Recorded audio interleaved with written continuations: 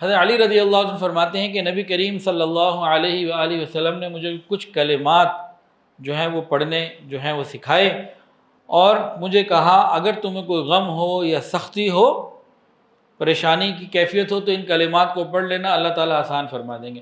سیدنا علی المرتضیٰ رضی اللہ عنہ فرماتے ہیں کہ نبی علیہ السلام نے مجھے کلمات، یہ وظیفہ خود سکھایا، کسی پریشانی میں، سختی میں، تنگی میں، غم میں پڑھنے کا۔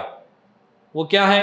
سن لیجئے: لا الہ الا اللہ الکریم الحلیم، سبحانک تبارک اللہ رب العرش العظیم، الحمد للہ رب العالمین۔ یہ وہ کلمات ہیں جو سیدنا علی المرتضیٰ رضی اللہ عنہ کو نبی علیہ السلام نے خود سکھائے۔ اچھا، یہی کلمات اور بھی ایک صحابی سے منقول ہیں، وہ کون سے؟ حضرت عبداللہ بن جعفر رضی اللہ تعالیٰ عنہ۔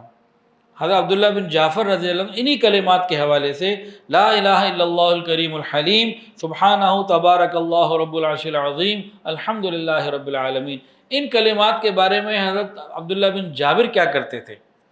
وہ 3 کام کرتے تھے۔ کلمات یہی، ان کلمات کو 3 الگ الگ موقعوں پر استعمال کرتے۔ مثال کے طور پر کسی کو بخار ہے، جب کسی کو بخار ہوتا تو وہ اس کو پڑھ کے دم کر دیتے۔ ان کلمات کو پڑھ کے بخار والے کے اوپر دم کر دیا، تو کسی کو بخار، ان کلمات کو پڑھ کے ہم دم کر لیں، تو حضرت عبداللہ بن جعفر رضی اللہ تعالی عنہ کا یہ عمل ہے۔ دوسرا، یہ کلمات میت کو تلقین کرتے۔ میت کو تلقین کرنے کا کیا مطلب؟ جو بالکل آخری وقت جس کا آ گیا اور مرنے والا بالکل قریب اپنے وقت پر پتہ لگ گیا کہ اب آخری وقت ہے، تو اس کو تلقین کرنا یہ سنت ہے۔ نبی علیہ السلام نے بھی فرمایا کہ اپنے مرنے والوں کو تلقین کیا کرو۔ تلقین کیا ہے؟ تلقین یہ نہیں ہوتی کہ ہم ان کو کہیں بھئی لا الہ الا اللہ پڑھو، نہ، حکم نہیں دینا۔ مناسب اونچی آواز سے لا الہ الا اللہ، لا الہ الا اللہ، لا الہ الا اللہ پڑھے، اس کو سبق خود یاد آ جائے گا۔ تو تلقین کرنے کا طریقہ کیا ہے؟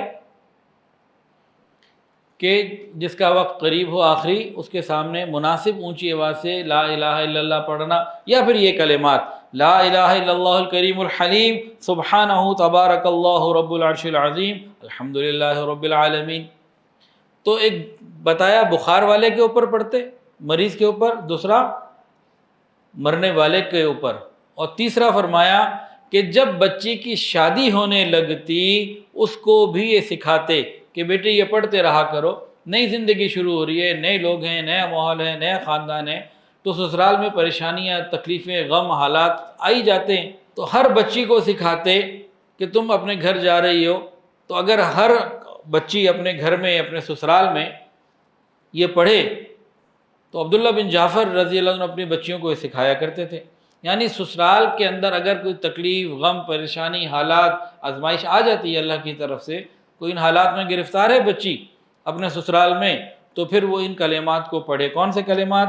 لا الہ الا اللہ الکریم الحلیم، سبحانہ تبارک اللہ رب العرش العظیم، الحمد للہ رب العالمین۔ اللہ تعالیٰ مہربانی فرما دیں گے۔ ویڈیو کے نیچے سبسکرائب کے بٹن پہ کلک کریں، بیل کے آئیکن پہ کلک کیجئے تاکہ ہر نئی ویڈیو کی نوٹیفیکیشن آپ کو مل جائے۔